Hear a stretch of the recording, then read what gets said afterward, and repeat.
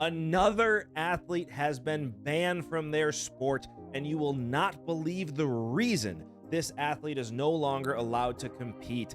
Caitlin Clark has been left off the USA Women's Olympic basketball team. But did they do her a favor? And big news in the coaching world for the NFL. Did the Steelers do the right thing? That and more coming up on Sports Talk with Dad right now. Welcome back to another amazing episode of Sports Talk with Dad. As always, my name is Kyle, and I cannot call this Sports Talk with Dad without the man sitting next to me, a man who survived the Titanic, my dad, Tim. Better to survive the Titanic than be down there looking at the Titanic 2 miles down and then go away. Talk about yesterday's news. I forgot all about that. God. People should not go down to see that. They can't anymore. Good. It's done. From my understanding, they're like, it's done. You can't go down there anymore. This is not a thing we're doing because it's way down there. I didn't realize how deep that thing was. It's over 2 miles. No human can survive outside of a ship. No. They can't survive in a ship that might implode either. I know we've talked about this before, and so I'm going to keep it short, but I stand with what I said on a previous show. I would much rather be lost in space than be 2 miles under the water. That would take claustrophobia to a whole new level. And I'd rather be lost in space than in the open ocean, lost in the open ocean. I really would. Like, that is my biggest fear, is being lost in the open ocean, not on a boat. It's way more likely than you being lost in chills. space. It's way more likely than you being lost in space. I'm just saying, like, I'd rather be lost in space. I really, really would. Well, all I know is wasn't anywhere near the Titanic, but I did survive whatever I caught on last week's show when my voice was going. Yeah, we barely made it through that show, and an hour later, you literally couldn't talk. It was gone. And this is the first day I've heard you sound somewhat normal, and so God gave us a blessing. They're like, listen, he's going to make it through the show, be okay for the next show, but Kyle, I'm going to give you peace and quiet for the next week. You had it too, because I tried to talk. It was one of those things where you try to talk, your mind says the words, but the voice box is going. Don't worry, he still sends me videos at 2 a.m, even when he can't talk. I do that. Speaking of Titanic, okay, I have a new conspiracy theory. Oh no, that is officially my new favorite conspiracy theory of all time. And I don't even think there's one that really rivals it. This is officially my favorite. Go ahead. You know the movie The Titanic, right? I do. Where Jack doesn't get on the door, even though there's clearly room. More than enough room for him to do that. Yeah. So what if Jack wasn't real? What? This sounds like the Rugrats theory. It kind of is. Stick with me for a second. When she's going to jump off the Titanic, right? Because in the beginning of the movie, she's going to kill herself, right? And Jack stops her. Okay. What if she stopped, but in the moment of her getting ready, either she jumps and survives or somebody else stops her, but in that moment, she has a mental break. And Jack isn't real. It's a figment of her imagination. And she's literally in her room pretty much the whole time just imagining this. And why she couldn't pull Jack up onto the door is because she knew she was getting off the Titanic and had to go back to the real world and couldn't bring Jack with. You do know Titanic was just a movie. But I'm just saying, like, that's the big thing where it doesn't make sense with Jack and all this and all that. Rewatch it, because of course I have. Rewatch it. To any of the audience out there, rewatch the movie with the idea that Jack isn't real and Rose is simply having a mental breakdown. And the reason Jack can't get on the door is because she is going off the Titanic back into the real world and cannot take the figment of her imagination with her. Okay. Can we talk sports? How has this not blown your mind? It's a movie. I wasn't that thrilled. I mean, because if you watch it as a normal movie where Jack is real, the movie sucks. But if you don't tell that to any woman who's ever watched that movie. It's a terrible movie. It's long, it's boring, and it's terrible. And it has Celine Dion music in it. Hey, that's a good song, okay? Okay. It's a good She's song. a great singer. She is. That's a good song. Do not say anything bad about that song in front of me. I love that song. This is a sports show. I know, but the fact that this has not blown your mind as it did mine, rewatch it with your girlfriend if she likes that movie. The only way you and watch it as if Jack is a figment of her imagination, and then when she lets Jack go, look at your girlfriend that loves the movie or wife that loves the movie and say, "Wow, that was amazing. Jack was never real." And then ruin the movie forever. Because it is the greatest thing in movie cinema history, looking at it as if Jack wasn't real. Look, it's so good. Big Bang Theory ruined Indiana Jones for me forever. And now I'm not going to... You didn't like the movie anyway. Who cares? Correct, I didn't. But I do have a question for you. All right. You mentioned somebody else was banned. I honestly don't know what you're talking about. Speaking of Titanic news.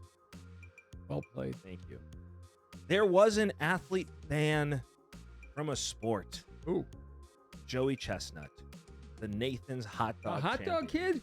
is Guy? not allowed to Okay. compete. Number one, not a sport. It is a sport. Not a sport. Number He two, is an athlete. gross. This thing I cannot watch that.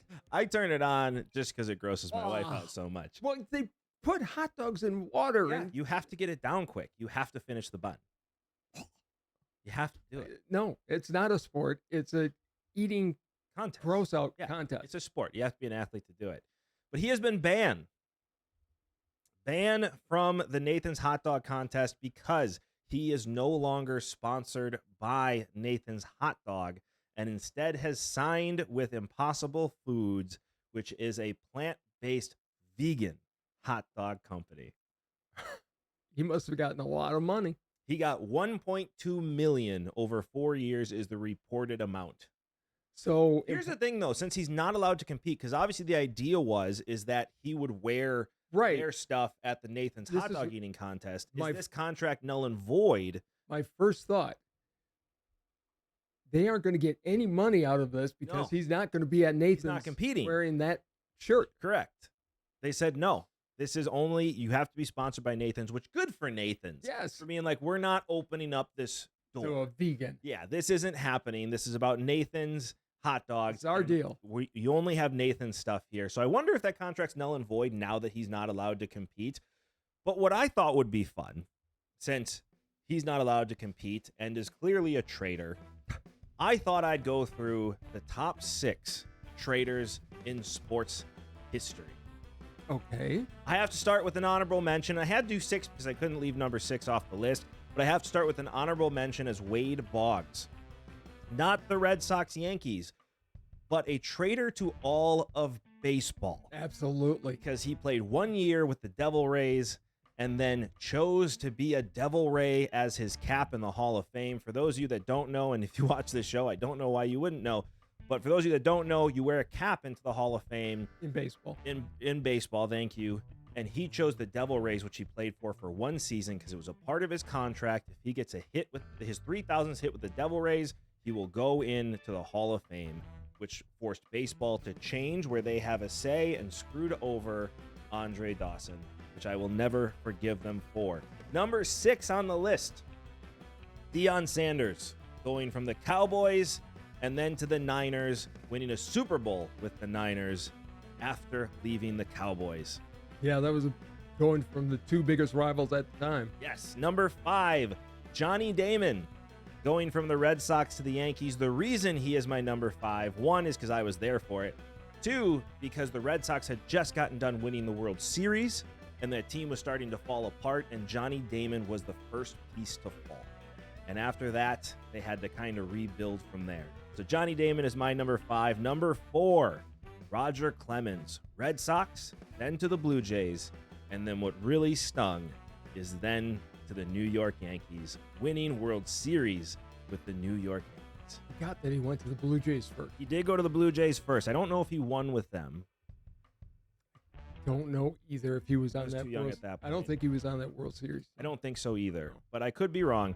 What was I on? 3. 4? Number 3, thank you. I lost my place. Number 3, Brett Favre, going from the Packers to the Vikings. The reason he is number 3 is because it is truly number 3, and it stings. Wait a minute. It still hurts. He didn't go from the Vikings or from the Packers to the Vikings. He went Packers to the Jets. Roger Clemens didn't go Red Sox to Yankees, and he's still on this list. Okay. He went from the Packers and ended with the Vikings. Yeah, there are a lot of people that still don't like. He went to the Vikings, retired from the Jets on purpose to get released from his contract so he could sign with the Vikings.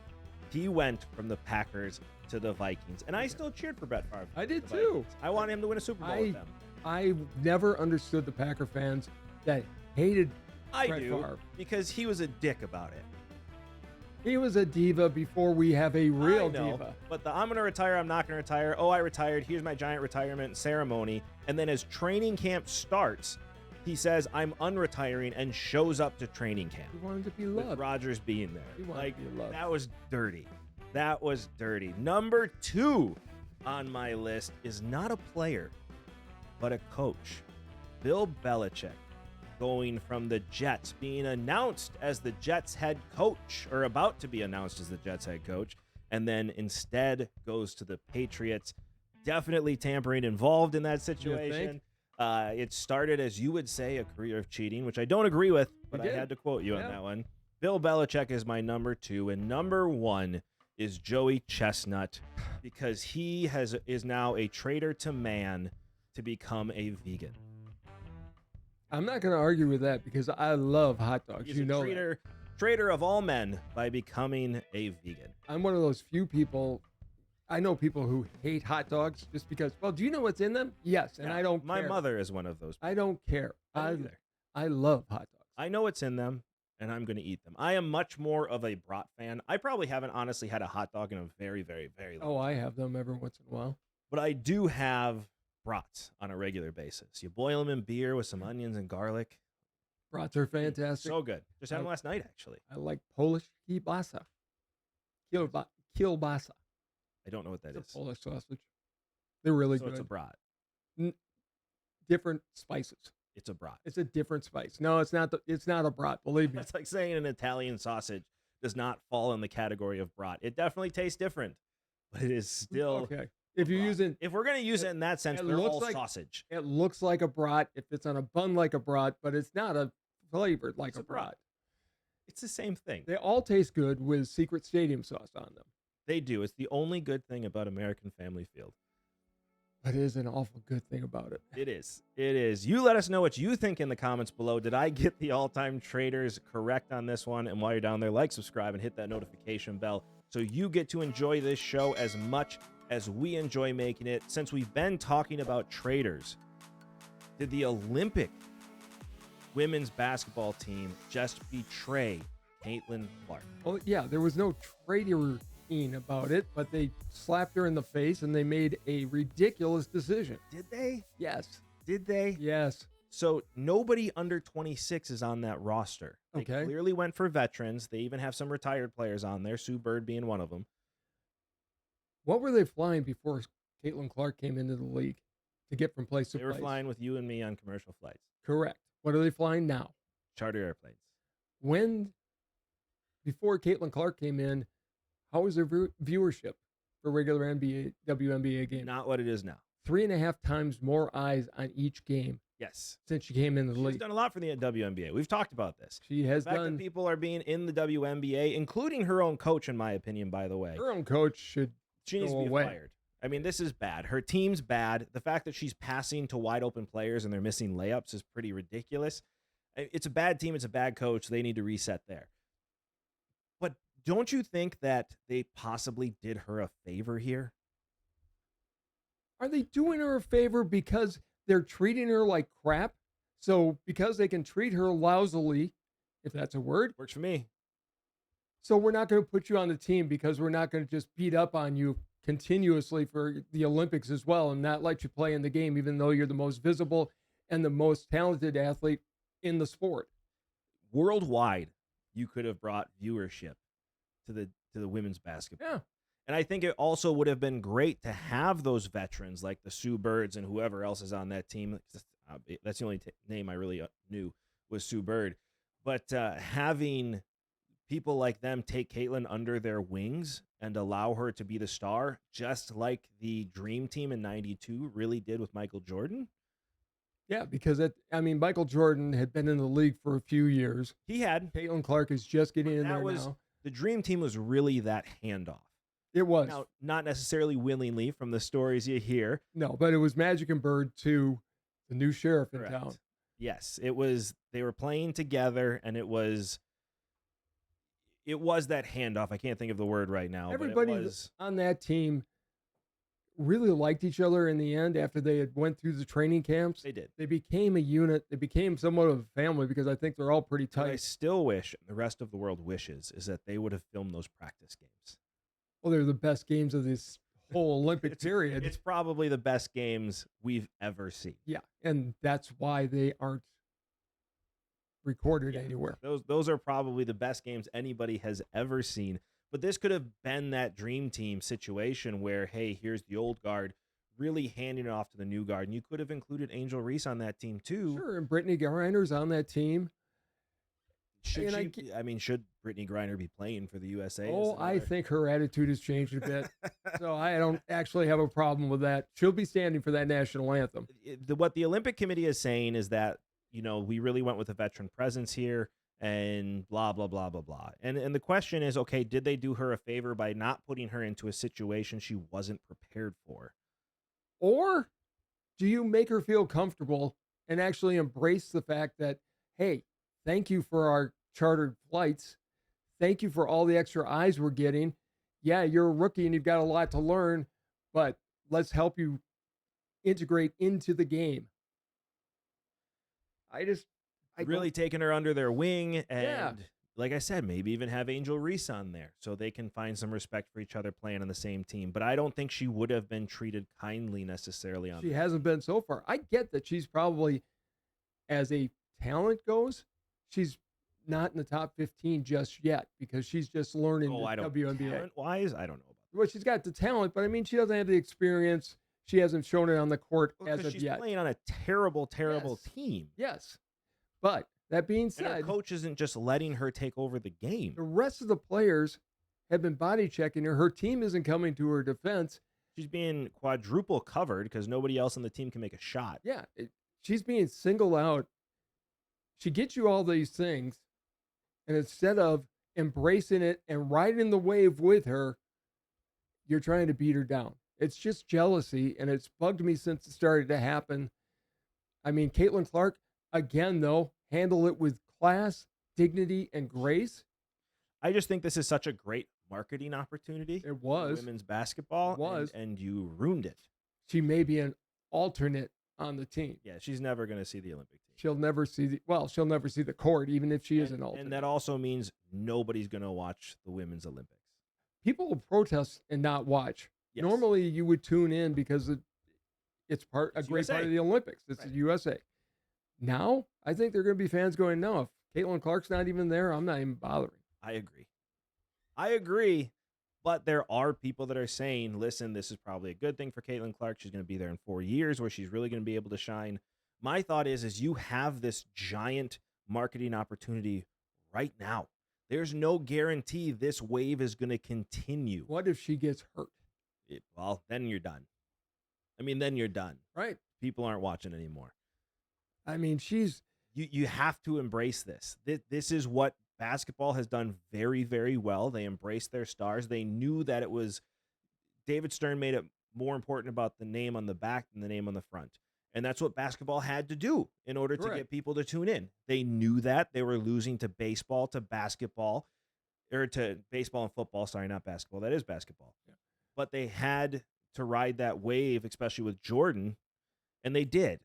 Well, and everybody in the NBA knew what was happening and accepted it. Back in the 70s when Dr. J was around, unbelievable all-time great talent, playoff games were on tape delay at 11 o'clock or midnight, depending on where you were. Magic and Bird brought it into prime time. They did. And it was about Magic and Bird as much as it was Lakers and Celtics.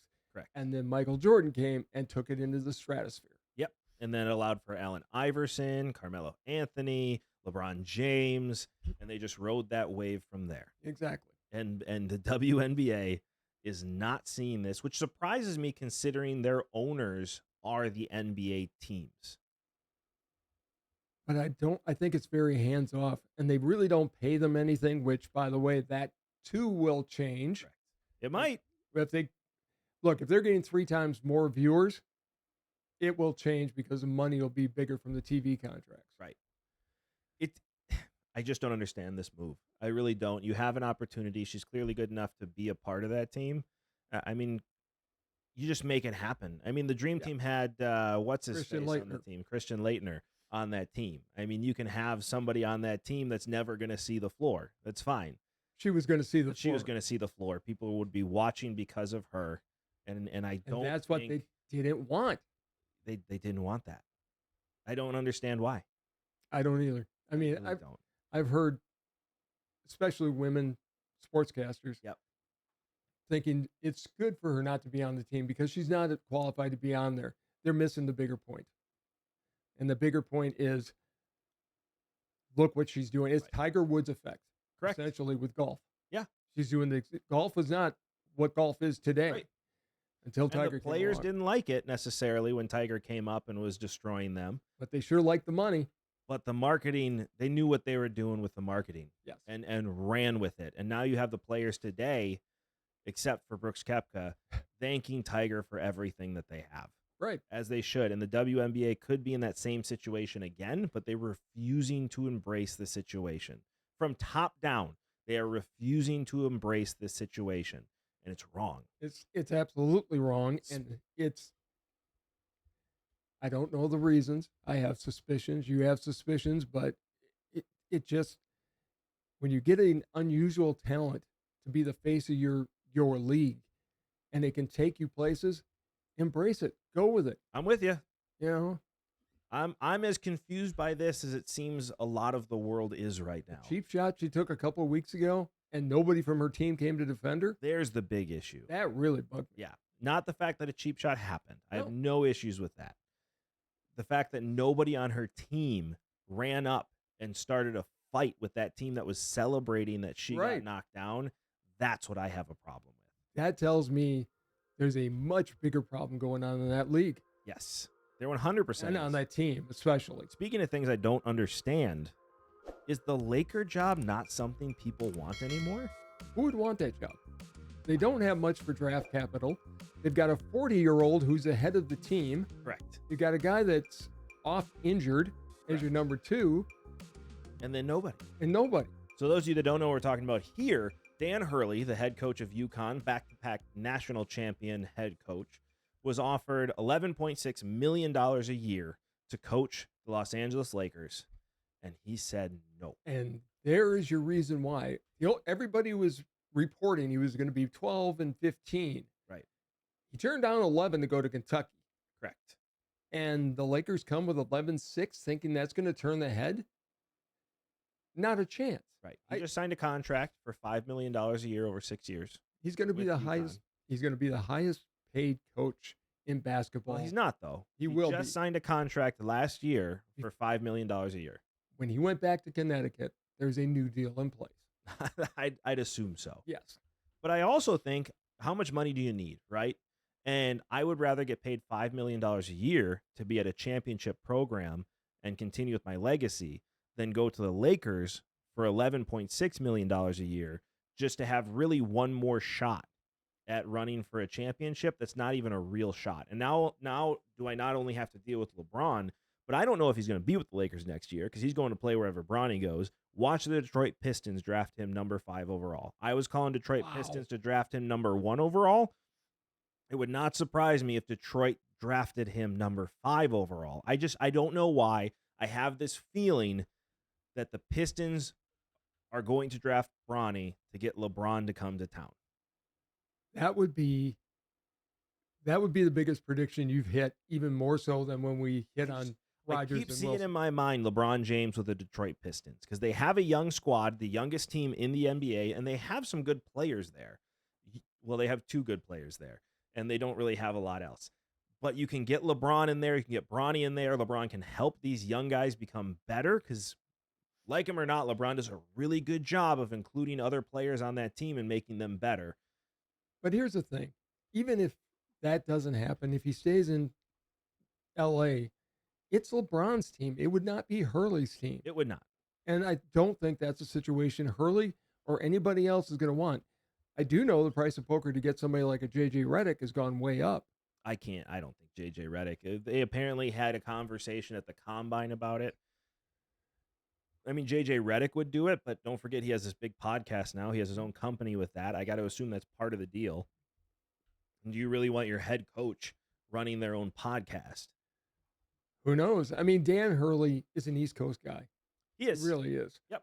And he's got a great thing at Connecticut. He is, for those of us in the Midwest, he's the Barry Alvarez of UConn, where it's the university is your oyster. Yep.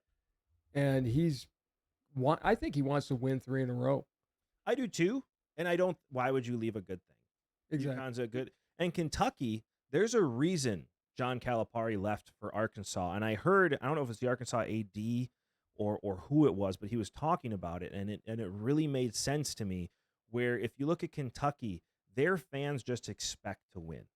Yeah. And if you lose, there's no celebration of we got it next year. There is nothing but visceral disappointment. Yeah. It's a bad the fact that you didn't win. That's just the expectation there at Kentucky.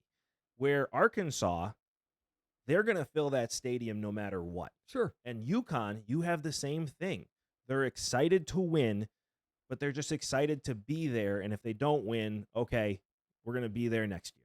Right. And I think Dan's got a great thing there with his family. Yeah. I think his wife's very happy there. Yep.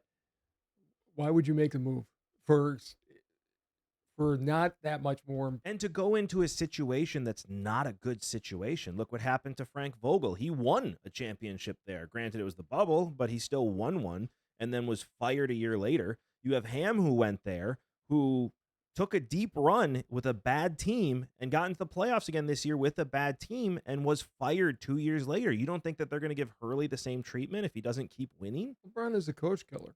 Let's face it. He is the coach killer. And if I'm Hurley, at some point, money is not really even an issue. It's a situation. I think he looked at it. He realized this situation isn't comfortable for me. Right. I'm not going to do it. If I'm the Lakers, I look at him and go, here's a check. You put the number on it that will make us. But even then, to me, is that enough? If I'm making $5 million a year, I'm living very comfortably. There's not much more than way more than that. And he is, because college has boosters and all this other stuff where, he's getting more money from elsewhere. But is it worth $5 million a year to lose your happiness and to add to the stress level? And I really don't think it is. I don't think so either, especially in Hurley's case, where, as I said, I think 3 in a row is not only a possibility, I think he's going into the year as a probability. Yeah. They're the team to beat. So why wouldn't you try to build that legacy? I think it's a smart move. The question is, who are you going to get next? Because I think to honestly get a good coach to come in there at this point, LeBron has to be gone. Just make LeBron the player coach and call it a day. Oh, I would love that. I'd watch that. I really would. It would be interesting. It'd be like Pete Rose with the Reds without the gambling. Bill Russell did it for a while too, I think, with the Clippers. Did he? I think so. If my memory serves, he did it at the very end of his career. You could do it. LeBron can do it. The issue is LeBron's on the court so much, so he's not going to be able to make. It's really going to be an assistant running the team. But give him the head coaching job. That would be awesome. He's already the GM. Exactly. You might as well make him the coach too. For the Lakers to improve, he's got to go. He does. Because the problem is he did this in Cleveland too, which they've been able to build a good roster again. But I'm going to bring in my own guys to win now. Right. And if you're in the mood or you're in the mode to win now, then it really kills your future. And if you don't win now, which the Lakers aren't doing, well, then you're screwed when he leaves. Well, and I think the reason they're not winning is because the West is a gauntlet. There are so many good teams in the West. But there's a lot of good teams in the East. It's really kind of coming back. Not yet. It's getting there, but I don't think it's there yet because I don't think you can say the Bucks are that great. You have the Celtics. You got the Celtics. Okay. You got Philadelphia You got Philadelphia and the Bucks. And maybe you can say the Knicks. and the Knicks. The Knicks are looking good. I guess that's really kind of it. Yeah. Yeah. Yeah. So, I I mean, guess we're still in that situation where the West is better. But in the West, who do you got? You got the Nuggets. You got the Mavericks. you've got the Clippers. I almost call them San Diego again. They're decent. San Antonio is going to be better. Okay, you can't say that when they're last year one of the worst teams in the league. They don't count yet. Give Wembyana another year. I know, but they don't count yet. I still think Golden State has one run in them. I don't know. Minnesota's good. Yep. Minnesota's good. Phoenix is going to be really good next there's year. Phoenix. with Okay. Coach Bud. I just think there's many more teams over there. That's true. Memphis. Oklahoma City. Memphis. Memphis is going to be okay. The West is better. Thank you. You made your point. I rest my case. You made your point. Speaking though of ruining teams, this is kind of off the cuff here, but did you hear Rodgers not showing up for minicamp? After making the big statement about we're all in, if it doesn't involve football, we're not talking about it. We're getting in here and working. And all of a sudden he's talked about as a VP candidate. And now, it's inexcused. Saleh made it very clear. He's going to be fined for this. This is inexcused. He said he had a commitment that he really wanted to do. Depends on what it was. I don't know what it was. I don't think it matters. You have a job to do. Like you've had all offseason to do these commitments. You have 2 days to be here, and then you're off again. Yeah. Until training camp. You're telling me for 2 days you can't show up and practice when you're getting paid $50 million a year? Lakers have LeBron. The Jets have Rodgers. I mean, this is getting like, I will defend Rodgers. I love Rodgers for what he did with the Packers, but man, this is getting to a point where I'm having a hard time defending this guy. Like, what are you doing? I wouldn't see Brady doing this. He never did it in Tampa. Well, I guess that isn't true. He did do it to a certain extent in Tampa when he was going through the marriage trouble. Different situation. Much different, and it was pre-approved. It was pre-approved. It was a different situation. This is him. He's going through a divorce and having family issues. Rodgers just has something he wants to go to. I guarantee you involved 18 something. I'm sure. I'm sure it's some sort of golf thing. Yeah. But, dude, it's 2 days. It's 2 days. Peyton Manning didn't do this stuff with the Broncos. Joe Montana didn't do this with the Chiefs. Granted, different situation, different time. But they had another guy missing out, one of their defensive tackles, but he's in a contract dispute. That's a different situation. But you are in win now mode saying we're going to do everything we can to win. The Jets, by the way, are loaded. They got a really good team. Yes, they do. They got a solid defense. They got a really good offense in place. It's going to depend on you are not showing up for your team. This is where you said you wanted to be. And I'm just happy as a Packer fan we're not dealing with this now. But again, it's hard for me because I am such a Rodgers fan. Yeah. I have the Jets t-shirt. He's a Ring of Honor. He's Ring of Honor for the Packers. He is Ring of Honor. He's getting his number retired. Yeah. And he will be Ring of Honor. Yeah, Ring of Honor. I thought you were saying he wasn't getting his number retired. No, absolutely. Okay. Number retired. Ring of Honor means your number's retired. No, it doesn't. Ring of Honor means you're in the Hall of Fame. There's the numbers retired, and then there's the ring around the stadium. All right. Well, most of those numbers are retired, aren't they? We have 6. About to be 7. Have you been to a Packer game? Yeah. I'm still fighting whatever I had. Give me a moment. The Ring of Honor for the Packers is you have to be in the Hall of Fame in order to be on the Ring of Honor. Okay.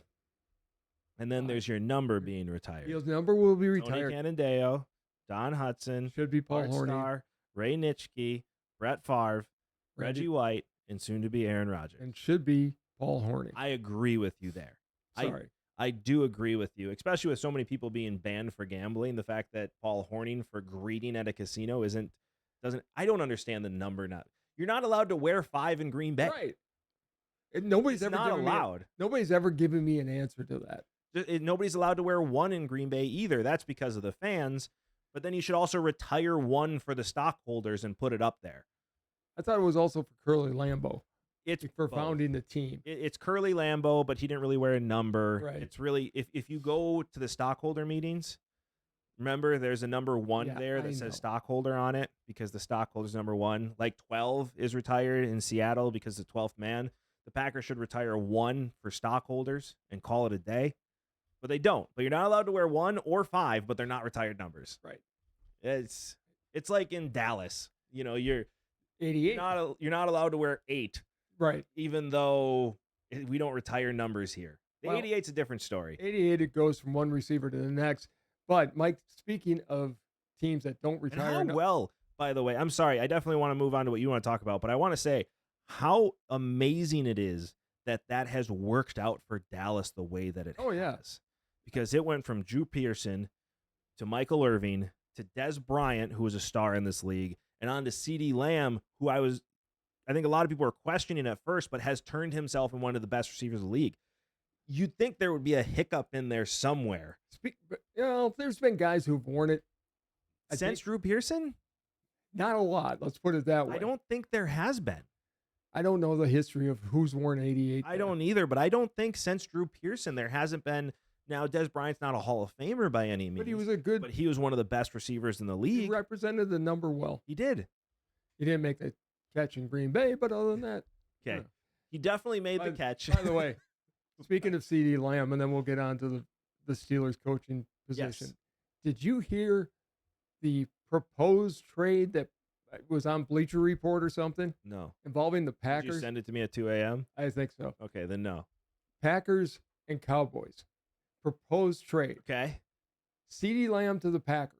Sure. The Packers would have to give up Watson. Sure. Or Dobbs. Okay. And Reed. Ooh. And a second-round pick in 25. Yeah, I'd make that deal. Never. I'm not giving up Jaden Reed for anyone. He's off the table for me. We said that about Watson last year for Jonathan Taylor. No, I said I'd made that deal. Yeah, I didn't. I would have made that deal for Jonathan Taylor. A.J. Dillon and Watson for Taylor, yeah, all day long. Yeah, I wasn't sure about Watson, but now that he can't stay healthy, we'll see what the new stretching and hydration rules from the strength coach, and I think that's going to help a lot, honestly. I just think that's a crazy trade. I would never do that. CeeDee Lamb, man. I don't care. I mean, the Cowboys either way come out like bandits in that. Yeah. Thing. Yeah, I mean, you're giving up 2 of the... Because the Cowboys have a decision to make. Because they have Micah Parsons, CeeDee Lamb, and Dak Prescott all coming up next year. I mean, this is the last run for this iteration of the Cowboys. There's one you can't keep. If you sign Dak, you have to sign CeeDee Lamb, which means Micah Parsons is out. Right. If you sign Micah Parsons, you have to sign CeeDee Lamb, which means Dak is out, and I think that's the most likely scenario. Because, Jerry Jones is a really good way of making sure he gets what he wants. He'll make it work somehow. He'll find a way to make it work. But you're not keeping all 3. The rest of your team. Yeah, you can't keep all 3. Not if you want an offensive line. But the Packers would be foolish to give up 2 of their best wide receivers. One of their best wide receivers. Potentially. Well, Dobbs is one of their best. Dobbs is a great 3. Watson could be, but we don't know. I mean, I'd do Watson and a second-round pick. Sure, I'd do all day long. Yeah. But I'm not going to give him Jaden Reed. Jaden Reed would be a hard one for me. I couldn't give him that. After last year, I want to see what that kid's going to do. I think he's going to be a star. Yeah. I think he's a better version of Randall Cobb, which is a compliment. Randall Cobb is a huge compliment. So Mike Tomlin, getting back to, we do have a show sheet usually we follow. Well, it's kind of an outline. Yeah. We go where we want to go. It's a path. But Mike Tomlin was extended today. Yeah. Good move or not? I don't know. I don't think so. I do. Look, I respect what the Steelers do because they stick with their coaches. They went from Chuck Noll to Bill Cowher to Mike Tomlin. 3 coaches in what, 50 years? Yeah, since 69. Yeah. And so 55 years. Yeah. But at some point, the voice you hear gets stagnant. Tomlin's voice doesn't get stagnant, okay? You know what? I'm going to double down on this. I'm not sure. I wasn't sure on this, but I've made my decision right now. This was a great move by the Steelers. A great move by the Steelers. Because if Tomlin gets fired, he is the number 1 coaching candidate in the league. Any team would, including the Chargers, would fire their head coach for Mike Tomlin. No, they wouldn't. They would. He is a great coach and a great guy and a great motivator. Players love him. I'm not arguing any of that. And he wins. He wins, but he has like a 650 winning record. When was the last time he got to a Super Bowl? 2010. So when's the last time he's had a losing record? Oh, that's right. He hasn't. I know. I'm not arguing that. I'm just saying at some point, the same message that you hear. You're blaming Tomlin for the terrible decision to go with Kenny Pickett, a.k.a. Whopper Jr. hands. That was a bad move. It was a bad move. But he was in it year after year. The Super Bowl, this is what I hate. Because people look at Tom Brady and they look at what's just happened with Patrick Mahomes and think, oh, that's the bar. You need to be winning all the time or you're not great. No, that's not the bar. It is hard to get to a Super Bowl. It's hard to win a Super Bowl. Yes. And it's even harder to have a winning season as much as they have. For Tomlin to go through quarterbacks with Ben Roethlisberger and then have injuries to Big Ben, how many times he was injured, and then to go to Kenny Pickett, which was just a mistake. Are you telling me another coach has a winning season with Kenny Pickett as their quarterback? No, but I'm saying another coach, especially an offensive-minded coach, might do better with the offense they've got and get Pittsburgh to the next level. He made a bad hire as offensive coordinator. And the question is, okay, Matt Canada was a bad offensive coordinator hire for Kenny Pickett. That's the answer. He wanted to throw the ball down the field, and Kenny Pickett can't throw the ball down the field.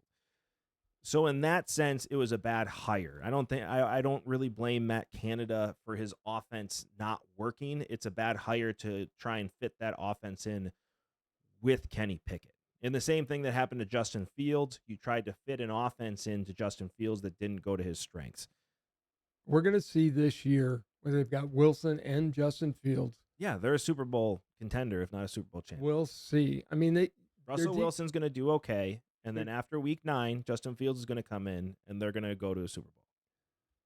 Their defense is always unbelievable. They've got T.J. Watt, and as long as he's healthy, they're correct. They have to win now. They have to win. Defense is aging. T.J. Watt's already been hurt once. You're not going to hold on to that defense much longer. No, he's going to be a Hall of Famer. He is. Should have been a Packer. We got Kevin King. It's okay. Packers traded that. I think some coaches, you can coach too long. Belichick clearly coached too long in New England. Did he coach too long? His message got tired. No, what happened is Bill Belichick was ready to move on from Tom Brady and go with Jimmy Garoppolo with the team he had and get assets to rebuild that team.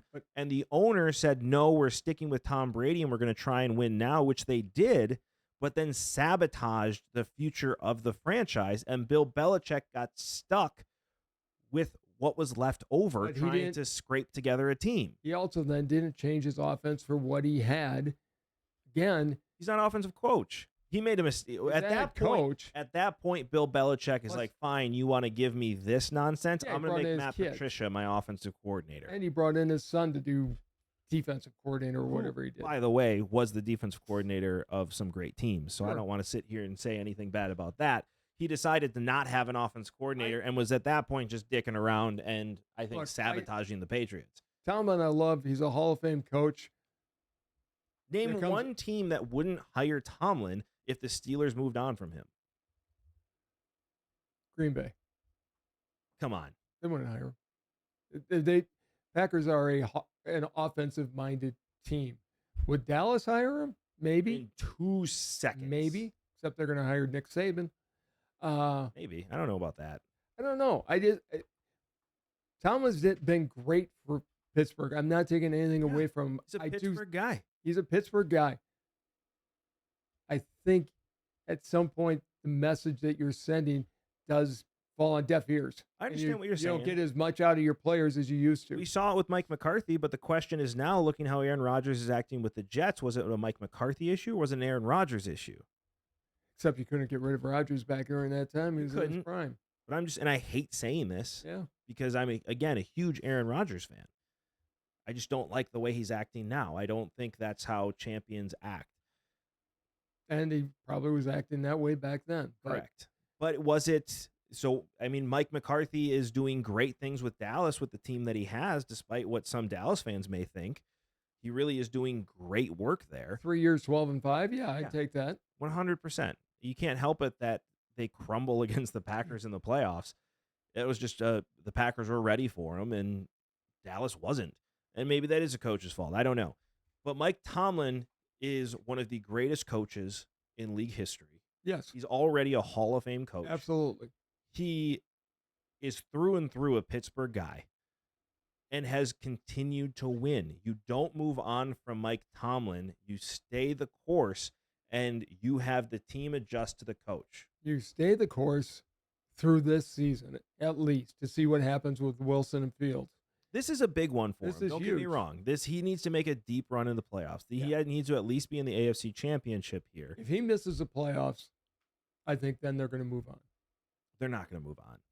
That's not what the Steelers do. I know it's not what the Steelers do, but at some point Their there's going to coaches come retire, and then they move on. Well, then Tomlin might retire. I mean, he's going to be. I don't think he coaches another team. I think he goes into being. Oh, he'd be a great booth guy. I would love to see him in the booth. Yeah, he'd be a great. Or booth in the guy. studio. I mean, he'd be outstanding. And that's where he will go, but he's got a lot of coaching left in him, and he's got a lot of championships left in him. Now, if it's him versus the Packers, I don't cheer for him, obviously. But other than that, I'd love to see Tomlin win another Super Bowl. I really would. And I'd love him to take this team that he has just built with Justin Fields at the helm. It's Russell Wilson at the helm. For the first 10 weeks. And then Justin Fields comes in and shows the Bears what he's capable of as Caleb Williams struggles. Wow, you live in such an incredible fantasy world. It's beautiful. It's a beautiful place to live. I wish you could see it. It's a pretty cool place to be. You know, I've only been right several times in my quote-unquote fantasy world about my predictions. You wait for the LeBron James to Detroit come true. And then I want you to tell me my fantasy world is just a fantasy world. Okay? If you get that one right, I will come on here and going, your fantasy world is correct. Please allow me to join. A kneel on camera with a sword as I knight thee. Yes. That is what I expect if that one comes true. You'll get an I'm not worthy on that one. That's all I've ever wanted. If that one comes true, I'm pretty happy camper. And if this one comes true, I'm also happy. But this one I think is I think both of them are realistic. I really, really do. And Tomlin being signed again, he hasn't had a losing season. I know he hasn't. With last year, what was a really bad team. I get it. He had a quarterback that threw 6 touchdown passes. I'm not arguing any of that. I love Mike Tomlin, one of the greatest coaches in history. I just wonder if he's been there. You can be someplace too long. No matter how great you are, comes a point where, okay, we got to move on. That was never the case back before 2000. Sure it was. It wasn't. You had Tom Landry there for how long? 29 years. You had Chuck Noll there for how long? He won for 29 years. Well, he didn't. He had a really terrible team the year he was fired. At the end. Unceremoniously let go, by the way. You had Chuck Noll there forever. You had Vince Lombardi there forever. He wasn't there forever. He was there for 9 years. Okay. He chose to leave, though. He did. That was his choice. He was basically dying. He wanted to go back to Washington with his wife. His wife didn't want to go. Wanted to go. I was going to say. His wife did not like Green Bay. Right.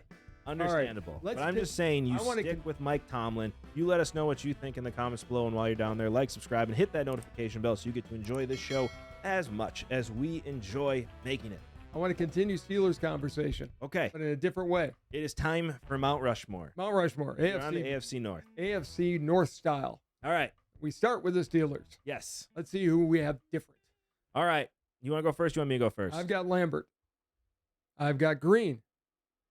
I've got Bradshaw. 4-time Super Bowl championship. Bradshaw became the only Steeler to be named most valuable player by the Associated Press. Led the NFL with 28 touchdowns back in the day. That was a lot of touchdowns back then. He absolutely should be. He still holds I didn't say anything. He still holds a team record for to win the most games in the postseason with 14. I didn't say anything. You gave me a look of really? And then I went with Franco Harris because he caught the most iconic catch in the history of the sport, the immaculate reception. That wasn't a catch. Was a catch. Ball hit the ground. No, it did not. It did not. I side with Cowboys fans for once. Yeah, well, they were wrong too. It wasn't the Cowboys. It was the Or was Raiders. the Raiders. I'm Raiders. sorry. I side with the Raiders fans. 11,950 rushing yards. I mean, You're defending a list I haven't said anything about. you're looking at me like I've got better players. Well, I have a coach, Chuck Knoll, I can give you that is one. on my Mount Rushmore. I can Joe see- Green. Yep. Mike Webster. University of Wisconsin, greatest center of all time. The only, well, now not the only anymore. Joe Green's number's been retired, but had been for a long time the only player to have his number retired in Steelers history. Tragic story. And that's why his number was retired. Tragic. For those of you who don't know, Mike Webster suffered from a lot of mental disorders. Think of after Junior football. Seau. After football, lived in his car for a while, got a divorce. His wife was trying to help him throughout this whole process. He ended up committing suicide at a very young age. It was a very tragic. I mean, Shortly after the Steelers retired his number. it's sad, but just an unbelievable center. For those of you that are my generation, Junior Seau, it really is the same story. Very close to that story. And then Troy Polamalu. Can't argue with that one either. I thought about him as well. Steelers are one that you can easily, and I think the Packers are the same way, where you can easily make a list without having a quarterback. Yes, Cowboys would be another one. Cowboys, you could also make a list without a quarterback. And I think you can also do generational for those teams. You could. Specifically. Yes, because you look at the 90s to now with the Steelers versus the 80s and before that, those are two separate lists. The Packers, you could do the same thing. The Cowboys, you could do the same thing. I mean, not so much now, but you could take the 90s for the Cowboys. Yeah, well, you could do them from the early years to the Aikman years. Yes. I mean, I think there are very few teams that you can make a list without a quarterback, but the Steelers, it's Terry Bradshaw's great. He is great. They won the first two Super Bowls running the ball. And so is Roethlisberger, by the way. And so is Roethlisberger. They're both great quarterbacks. I think if you're making a Mount Rushmore list for the Steelers, they are much more defined by their offensive line play and their defense. Their defense for sure. Franco Harris, without the line that they had, does not have the numbers he had. And including Rocky Blyer. Yes. Speaking of great stories. Right. All right. Speaking of teams that you don't need to have a quarterback with, next up is the Baltimore Ravens. Because they don't have a quarterback. I thought of Trent Dilfer. There's Lamar Jackson. True. He's not there yet. He's not there yet, though. He's not there yet. I do not have any quarterbacks on this list. I don't either. I have Ray Lewis. I've got him. Jonathan Ogden. Yes. Ed Reed. Yes. Justin Tucker. No. Terrell Suggs. I'll give you that one, too. It's a great choice. It's a great choice. But if you have a player that is an all-time great at a position, you have to choose them. And there's no doubt Justin Tucker is the greatest kicker to ever play the game. He's a kicker. He is a kicker who hit 66-yard field goal. 67, sorry. He's a kicker. Okay, are you telling me Justin Tucker is not an all-time great Raven? You put Ray Guy on a Raiders list at one point. I did. So I don't want to sit here and hear your nonsense of you can't have kickers as all-time greats when you include Ray Guy in your all-time great list. Except that he was by far and away the greatest punter of all time, and he's still. And Justin Tucker is the greatest kicker of all time. I chose to go with a real football player. You choose Ray Guy on your all-time list. He was a backup quarterback. He was a real player. God. Wow. Anyways, moving on. Unacceptable. Cleveland Browns. All right. I tried to go, newer players. I broke our rule. I went back in time on this one, too. I did, too. I've got Jim Brown. Yep. Otto Graham. Yep. Joe Thomas. Yep. Greatest in the conversation of greatest left tackles of all time. Yes. That will be blown up as soon as we get to another team on this list. True. And I went with the guy who started it all, Paul Brown. The guy who founded the team, went to 10 straight championships. Did you include him on the Bengals then too? No, I didn't. But Paul Brown and Otto Graham went to 10 straight championship games. They did. First in the United All-American Football League or whatever it was called. And everybody said, well, that's because you were in that league. Right. came into the NFL from 50 to 55 every year in the championship. Yeah. I mean, they were the start of, they revolutionized the passing game. They They did. were the start of it. Paul Brown, is iconic. They call the team the Browns. Yeah. So Leroy Kelly is my fourth. I love Leroy Kelly. The running back that came after Jim Brown, where everybody's like, how are you ever going to fill the shoes of Jim Brown?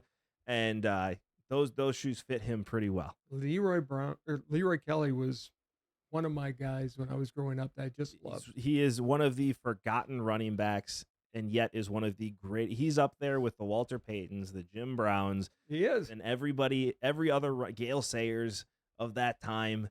He was one of the best. Had 10 years as the greatest running back in the league. But he followed the greatest Jim Brown. Yeah. It's like following Vince Lombardi. Can't be done. Nope, it can't. We're going to see if it can be done with Bill Belichick now, but that's a different story and for a list next week. The Bengals. Bungles. Yes. You have Anthony Muniz on your list. The greatest. The only Hall of Famer for the Bengals, so he has to be included. This is where I think the list gets pretty different. I wanted to put Joe Burrow on here. I know you did. Not yet. But I didn't. I went with Ken Anderson, a man who should be in the Hall of Fame, and it's a travesty he's not. Greatest player not in the Hall of Fame. If Kurt Warner's a Hall of Famer, then Ken Anderson's a Hall of Famer. God, here we go again. I'm just saying, if Kurt Warner is a first ballot Hall of Famer, how is Ken Anderson not a first ballot Hall of Famer? You know, another reason Ken Anderson should be in, everybody talks about Bill Walsh, the West Coast offense. He was the first Bill Walsh quarterback. Exactly. Walsh was the offensive coordinator in Cincinnati. Ken Anderson was his quarterback. Yeah. Anderson was a league MVP. Yep. He led the league in passing yards twice. He's a outstanding quarterback and should be a Hall of Famer. Is he on your list too? He's on my list. All right. Tim Crumry.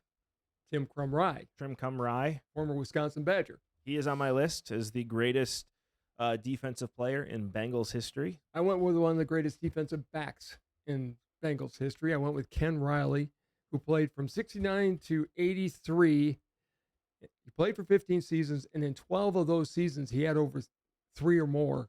Also a good choice. And then one that when you have a rule named after you, you have to put him on the list. Okay. Isaac Curtis.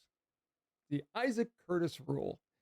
Isaac Curtis, it's a good call, was the fastest player in the NFL. Nobody could touch him. He would run by anybody. So what did Don Shula and the Dolphins start to do?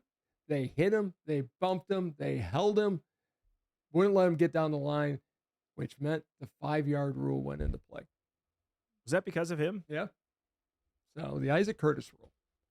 I did not have Isaac Curtis. Who'd you have? I had Chad Johnson-Ochocinco. Really? 100%. And it's a great choice. It's an okay choice. Chad Johnson leads the franchise in receiving yards by 1,000 yards. Okay, so it's not going to last much longer, in other words. Sure it is. The closest that anybody's gotten is A.J. Green, and he didn't get there. Name a receiver the Bengals have. Well, okay, they have one. Yeah, thank you. But as of now, if I can't have Joe Burrow, you can't tell me I'm wrong on Chad Johnson. I'm not telling you you're wrong. Leads also in receiving touchdowns by 1 over A.J. Green, 66 total touchdowns with the Bengals, and average 14 yards per reception, which is insane. It is. Have 741 receptions and average 14 yards per reception. People forget because of his antics. He's definitely remembered for his antics and touchdown celebrations. But there's a reason he got away with those. It's because he was the best receiver, at least one of the best receiver of his era. That was during a time when there were a lot of diva receivers. Joe Horn, Terrell Owens, yes, Chad Johnson, Randy Moss. Randy Moss wasn't much a diva.